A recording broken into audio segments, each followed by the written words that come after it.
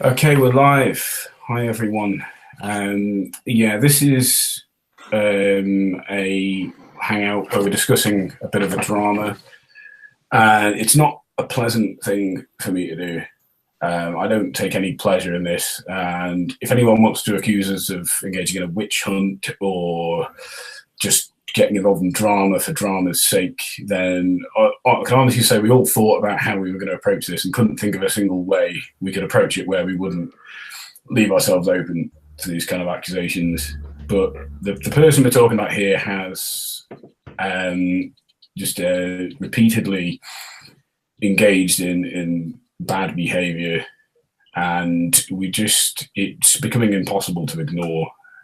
And I just get the impression that Coughlin feels like he's owed something by the community, that he's owed more and more chances, he's owed certain leeway because of contributions he feels he's made. And he's someone I've liked in the past, and it is a real shame that I now feel the way I do. But yeah, I mean, the thing that's bothered me the most recently is he's actually directly encouraged his fans to harass someone who has displeased him, and I just don't think that's acceptable in any situation, no matter what the disagreement is about. And yeah, I'm going to hand this over to someone else. Does anyone else want to jump in? Well, I think for me, the thing that bothers me is how many people in the social justice community are sort of sticking by him. Maybe because they don't know the extent of what he's done, but some of them do. And I just thought that it would be good to have a place where we can sort of collate people's stories and various forms of evidence and just lay it all out. So it's not as easy to ignore anymore, basically.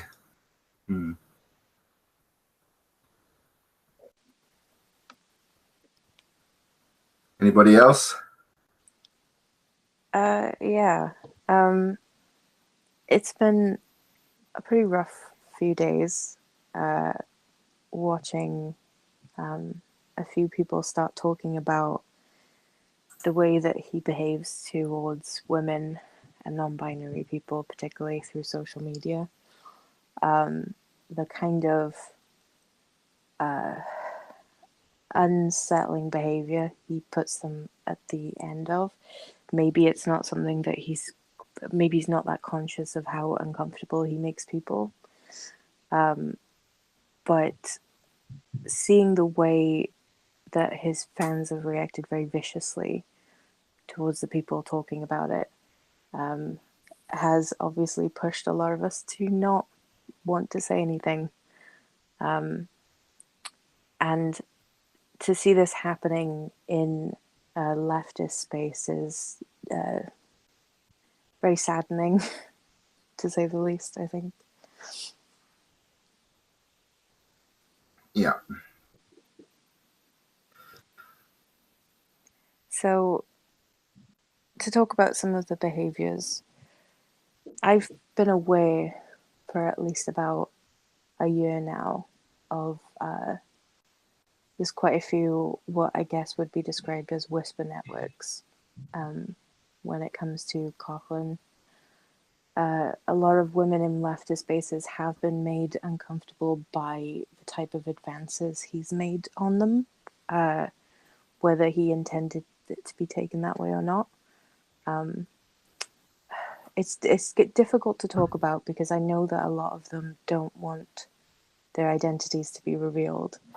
So it's really hard to talk about specifics without sort of outing people in this situation. But there's a couple of instances that I can think of that I can talk of quite vaguely, I suppose.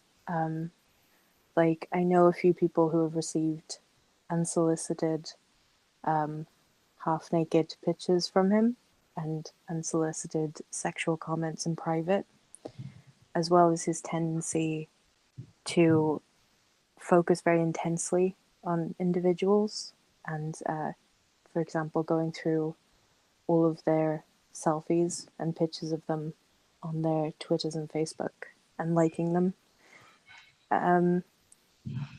Yeah, it's a lot of uncomfortable behavior, and I know people have been talking about this for a long time. I feel like it goes either ignored or forgotten when it is brought up publicly, and I think that really needs to stop. I think it needs to be addressed. I think a lot of guys like paranoid or concerned that behavior that they engage in towards women online will be perceived as harassment. But I think the key thing is that harassment is something that is sustained over time without reciprocation. So if what Coughlin does is to contact women online and like engage in sort of flirting behavior, which on its own is not necessarily a problem at all, but when there's no reciprocation and he keeps doing it over a period of days or weeks or longer, then that is when it becomes sexual harassment. And that even that on its own isn't as bad as what Coughlin has done, because when people voice that it's a problem, his reaction is not to be self-reflective and consider that and think, how has my behavior been? You know, maybe I have been, you know, taking things too far or being tone deaf with regard to people's reactions to my flirting or whatever. And his reaction is to get hostile and aggressive and make threats and, you know, stuff like that. And that, I think that is the thing that I am most troubled by. And it always is that for me, because when these scandals happen, a big part of it is how you react to it. And I've been observing Coughlin's reaction to this has just been really like amazingly bad. And, you know, I think even he knows it's been amazingly bad because he's deleted a lot of his Facebook posts about it. The ones in which he was especially angry and saying horrible things and stuff. Yeah, Morgan, you wanted to say something? Yes. All right. Am I unmuted? Yep. Okay. So I noticed that most of the time, whenever he gets called out for his shit, he will use his disabilities as a crutch. He most recently talked about how his leg was feeling bad, sudden loss of feeling in the leg, and he blamed this on the stress of getting called out on his shit, and he's trying to use this as an excuse. And shit like this is unacceptable behavior. You can't just say, oh, I have a disability, time to blame it on everyone else, and time to be a horrible person. You can't fucking do that. Yeah. I think for what I was reading in terms of people commenting on his Facebook posts and stuff, the sort of arguments that were being used is that they were focusing on the fact that a lot of women were not making accusations themselves. They were making accusations through intermediaries. And, you know, there's a good reason for that. It's because Coughlin's fans can be quite aggressive and hostile and harassing and just not the sort of people you want to. And I'm not saying all of his fans are like that. I mean, I was a fan of his for, you know, a long time. But there's a core in there of the ones who have a sort of the most worshipping attitude towards him, the kind of do no wrong attitude towards him that just don't react well whenever you say anything bad. And so one of the things I wanted to do with this hangout is just put paid to the idea that the women making these accusations and the one he's harassed, like faceless, nameless people that hide in the shadows and stuff. For example, I mean, for me, one of the women who he harassed is literally a guest in my home right now. She's in the other room. Like, this is not made up. It's not faceless, nameless people who hide in the shadows. One of these people is one of my best friends. And yeah, you know, I know what he's done to her, and which is sort of like what I was saying before, a sustained, unwanted amount of flirting and sexually, very sexually forward, language and stuff, and messages on Twitter and Facebook, and that went on for quite a long time. and never reciprocated. She never gave him any reason to think that it was wanted, but that didn't stop him. And my alarm is going off in the other room, so I'm going to have to step away to turn it off. Sorry. Okay. No. Yeah. Harmony, do you have any thoughts? Yeah, just to add to that, I've seen a couple of the people talking about Coughlin harassing them, and I've actually seen like screenshots and stuff like that. And one of the things that I always see like from his fans is there's always this kind of need to reframe it as like it's just a group of people that are trying to ostracize him. It's just a group of people that are trying to get him kicked out of Facebook or YouTube or whatnot. And it's not about that. It's about making the space more welcoming for people, right? Like this isn't just a group of like evil people trying to, trying to go after him or whatnot. It's just people want the space to be open and free, and not like it's just about harassment. Yeah, I've heard a lot of. I've seen some very interesting theories from that camp. I've seen a lot of the women who've spoken about his harassment to me being accused of this being a false flag. I've heard people saying that they're secretly Alex Jones fans who are just mad that he's going after Alex Jones. I've seen us being accused of being in some sort of conspiracy with JJ Talks, who I'd never heard of until this was mentioned recently. I know it's something that's really hard to evidence, because the more serious things, like being sent unsolicited sexual comments and sexual pictures, a lot of these women don't want to step forward because they see what happens when people do talk publicly about him.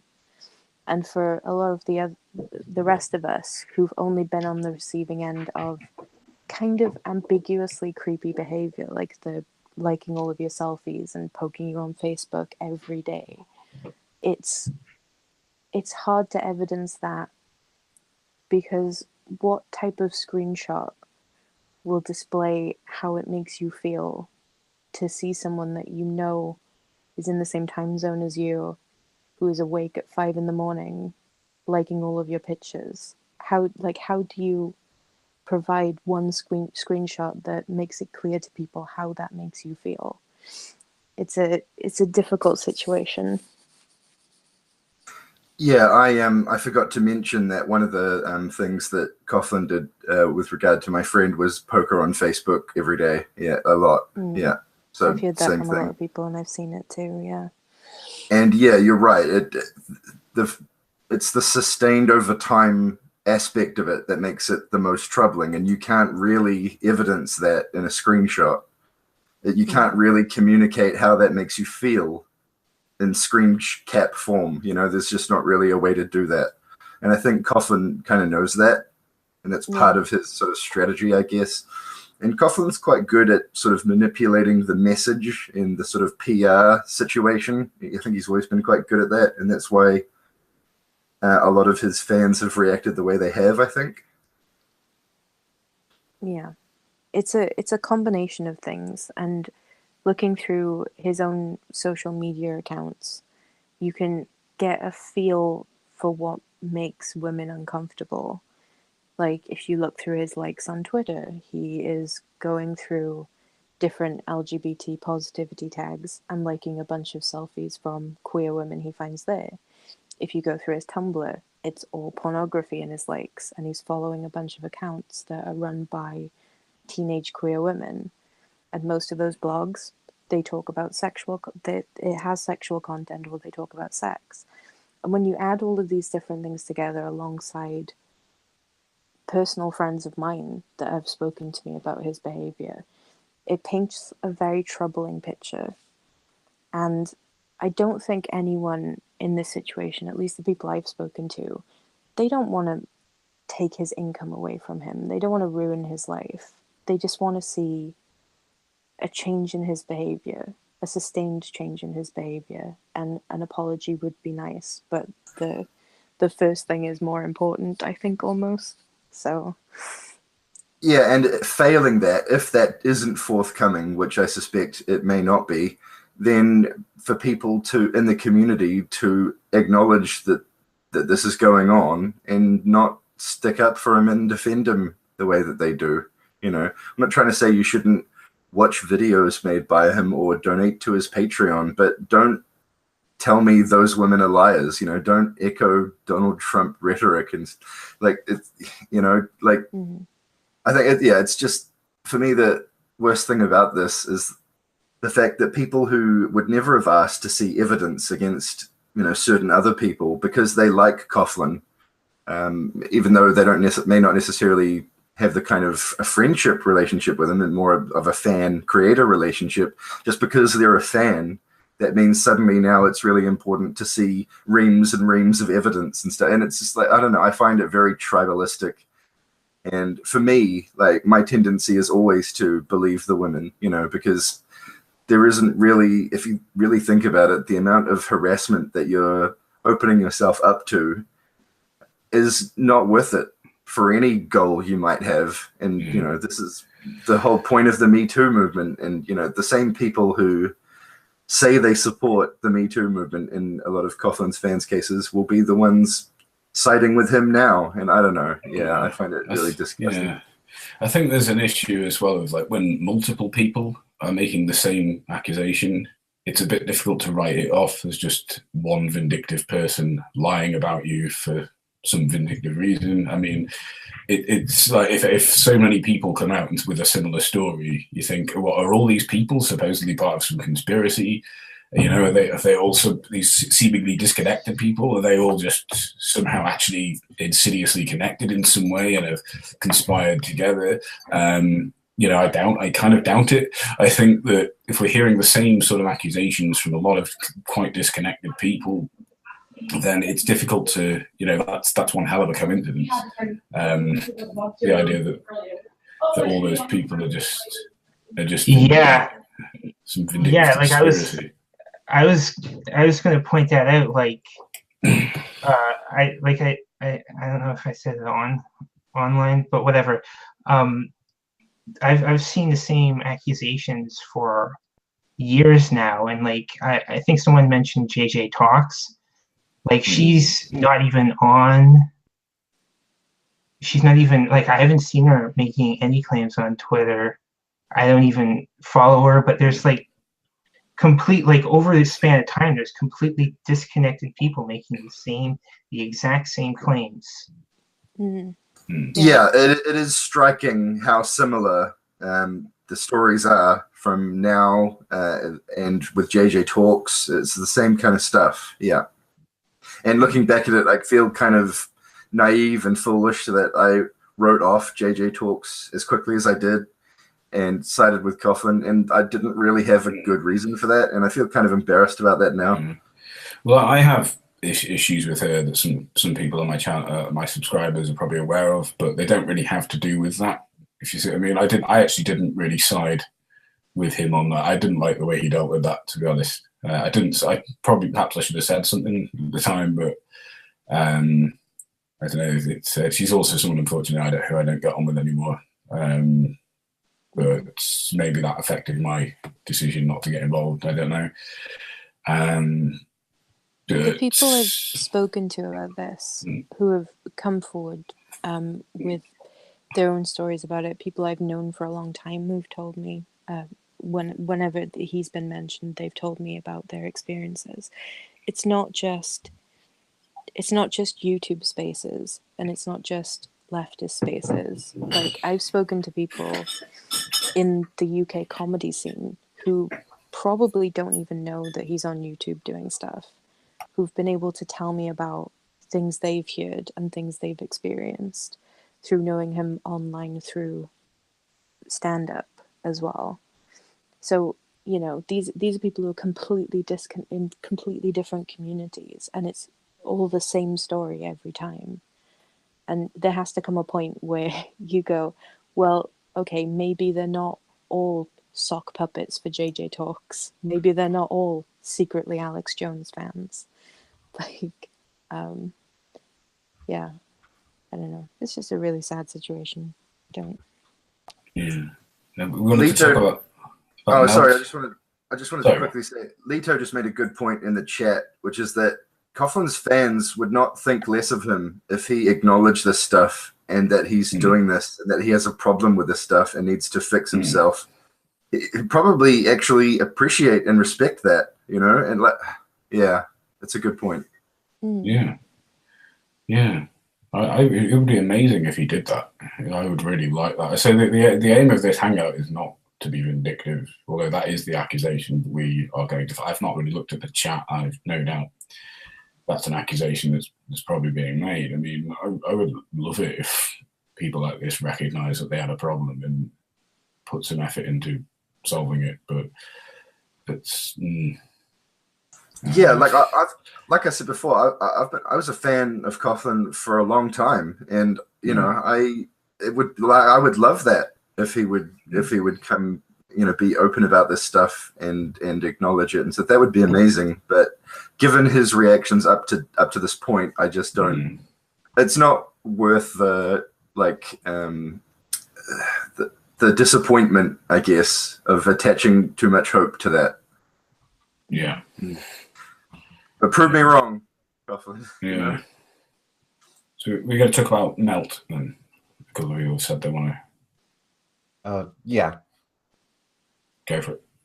Okay, so if I remember correctly, most of this started to really gain traction when Melt called out Dick Coughlin, and Dick Coughlin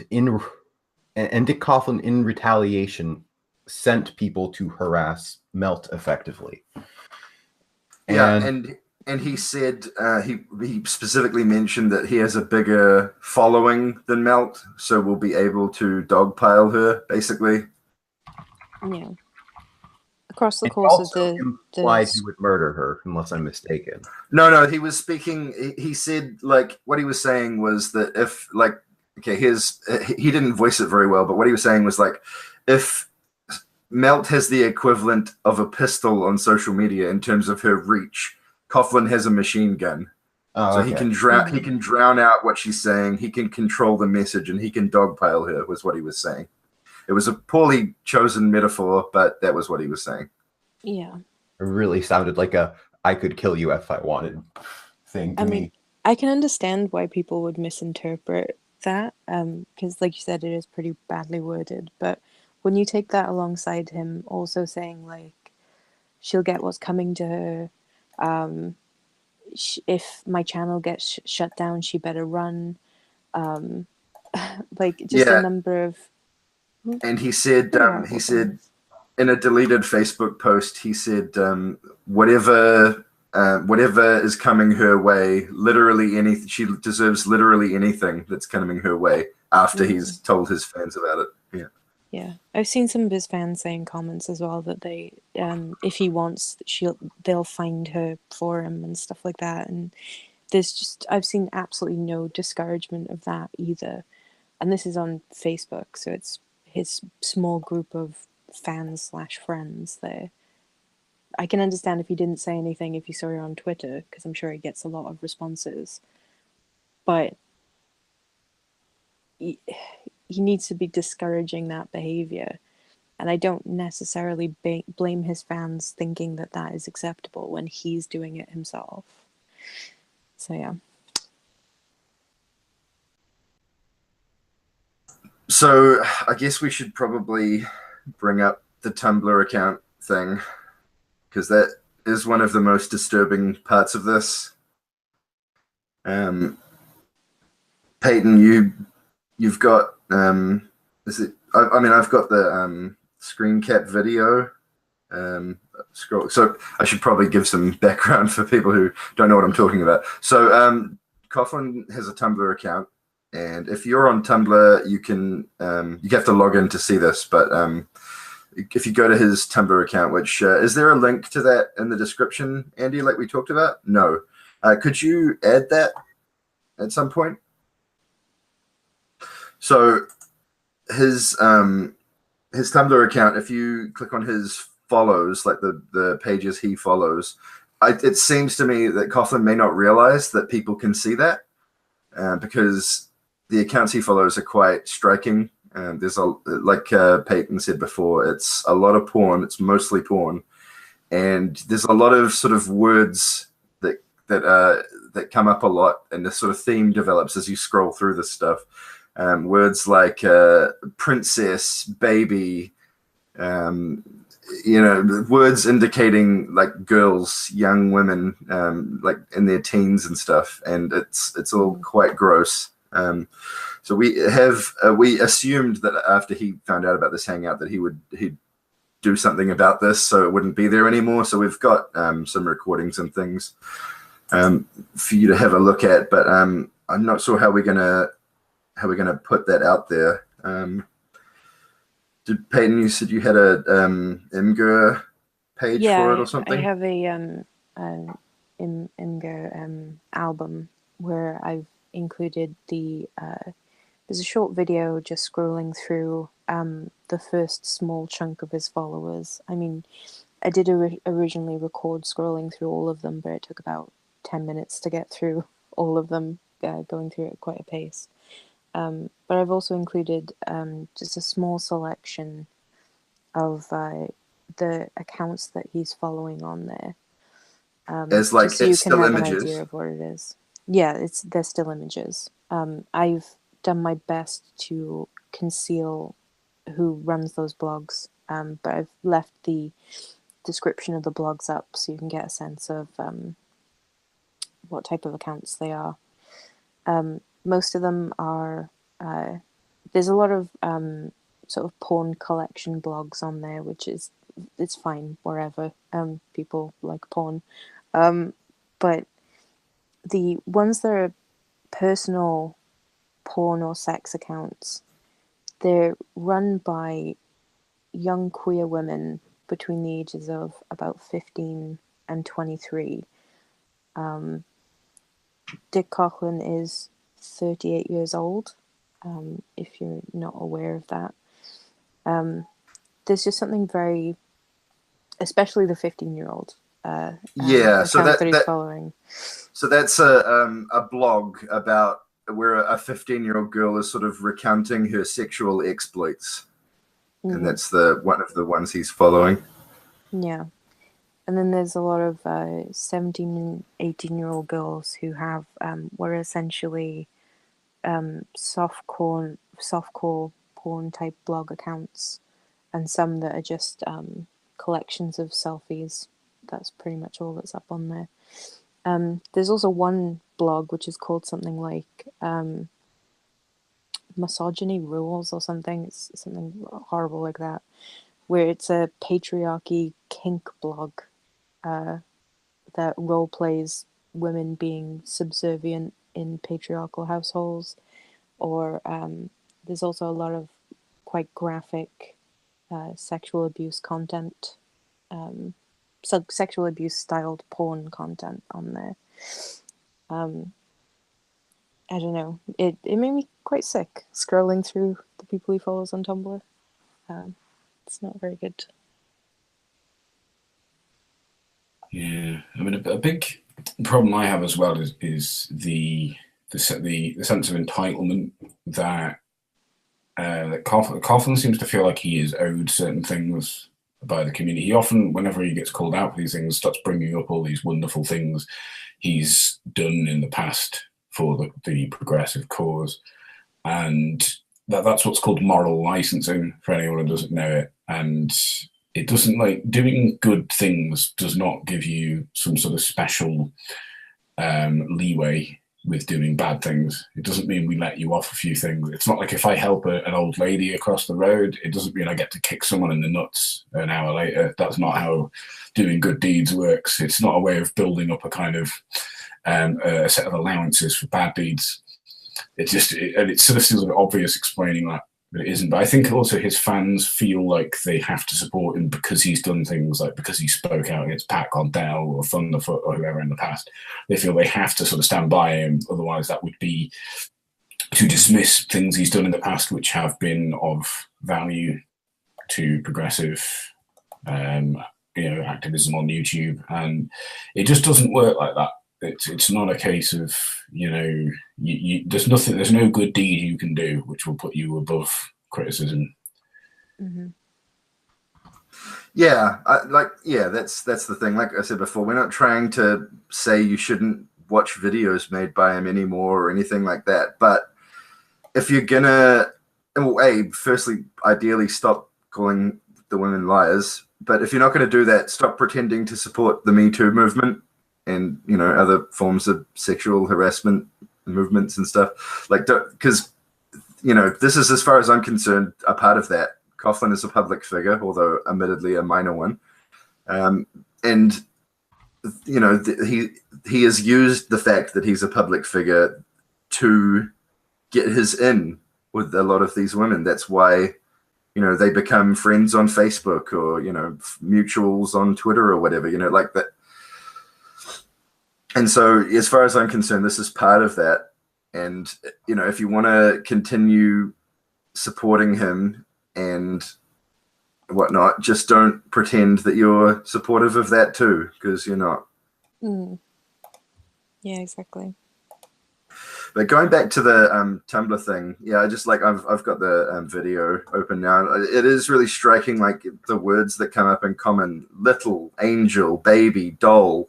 There's a lot of accounts with these kinds of names in the titles, to the point where, baby, brat, fairy. Yeah, they're very specifically like daddy, dumb, little girl, kink. Yeah, little princess, angel is another angel. Yeah, there's just angel again, princess. Yeah, it's a lot, and we'll make sure that the links are put into the description after the hangout, I guess, but they'll be there.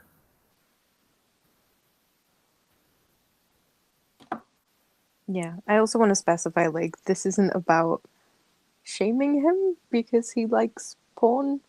Like, it's if it was just pornography, like, it's a bit uncomfortable as a public figure to have what is essentially a bookmark of pornography for all of your followers to see. But it's specifically the type of blogs that he's following and the people running those blogs that is really the problem. And it's more indicative of the wider issue that is why women feel so uncomfortable with the connection that he keeps trying to make with them in a bunch of different ways. So, yeah.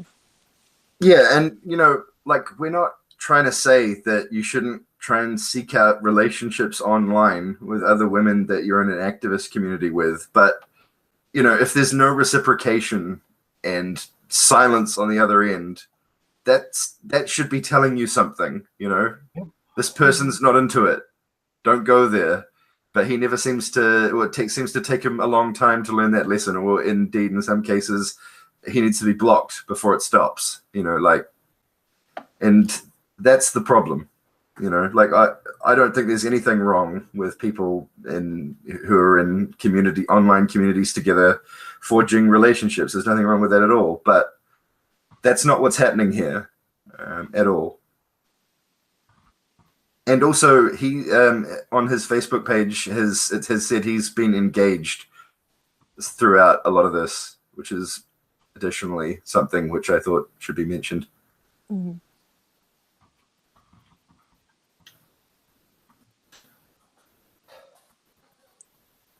Yeah, I think I've said everything I need to say at this point. I don't really have much else to contribute. Yeah.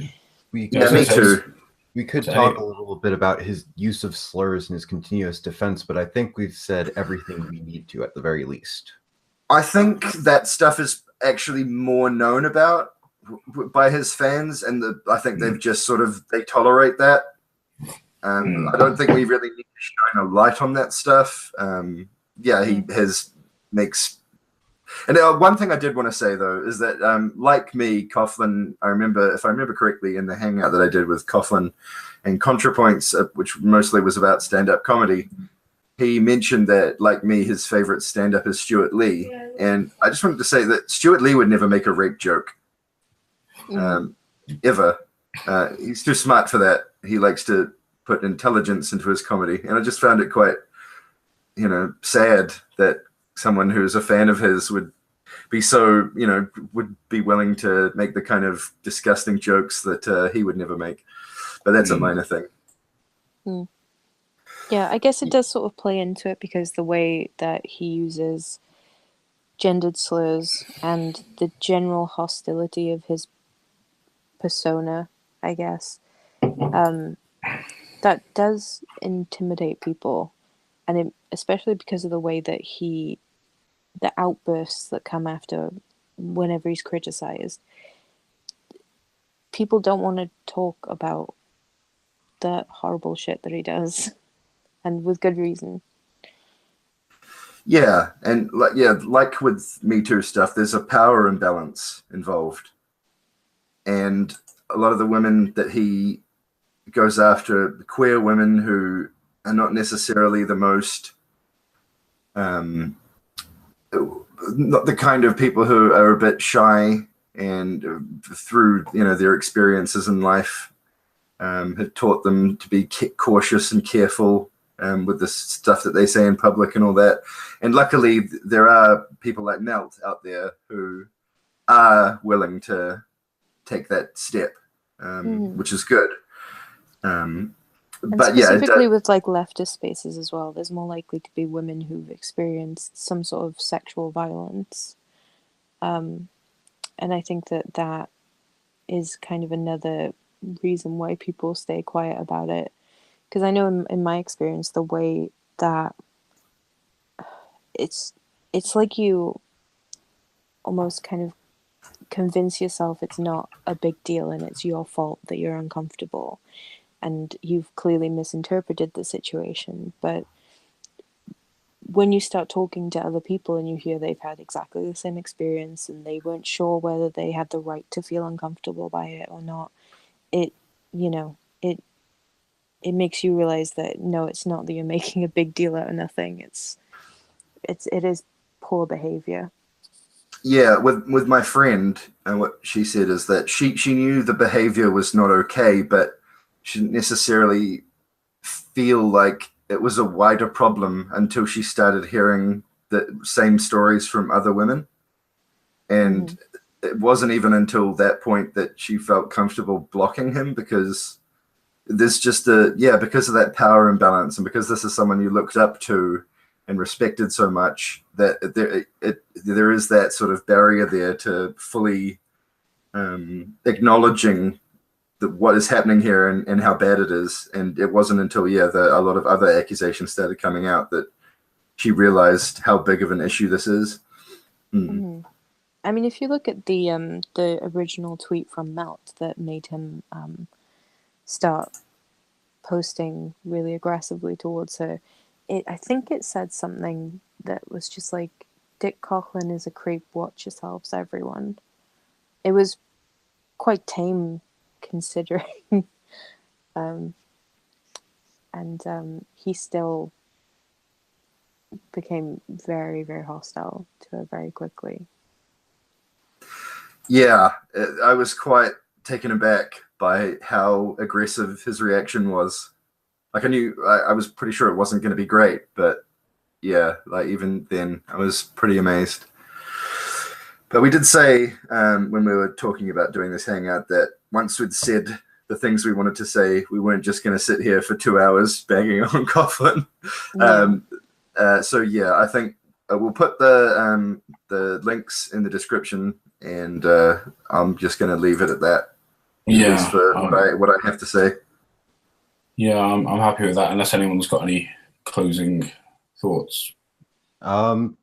Dick Coughlin is shitty, and that's it. I'm done. Yeah.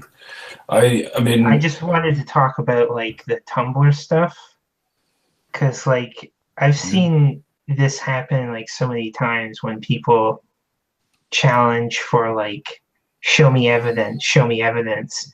Usually something comes out, right? Like be careful what you ask for. You know what I mean? Mhm. Yeah, that's a very good point, Harmony. That like warning on that stuff. It's gross, and be Yeah. careful before you click on those links. But like steel yourself because yeah, it's not pleasant. It's not a pleasant experience even just scrolling through that. So general content warning for that. Yeah, that's it. I mean, I would say as well, this is not an attempt. I don't think it's going to happen anyway. This is not an attempt to get people to harass Carflin or anything like that. That's not why we've done this hangout. Where if that's not the solution to the problem here. We're not trying to do anything like that. I mean, it's naive. Maybe it was. I would love it if he actually, took a period of self-reflection and chose to become a better person. I think it's a bit of a naive hope that, but I don't know. I would really like it if that happened. I'm not holding my breath on it though. Unfortunately, Hope for the best, prepare for the worst, as they say. Yeah, so I'm not looking forward to the inevitable backlash we're going to receive. All I can say is we're going to try and be better people. We're not going to say I do not try and harass Coughlin about this. That's not the answer to the situation. Yeah, just don't harass people coming forth with things either. Yeah. That's the main point. Yes. Yeah. Yes. Like don't think you're Sherlock Holmes looking for like evidence and stuff like that. Anyway, are we good? Are we okay? Yeah. So we're offline. Thank you for watching, everyone, and thank you for participating. And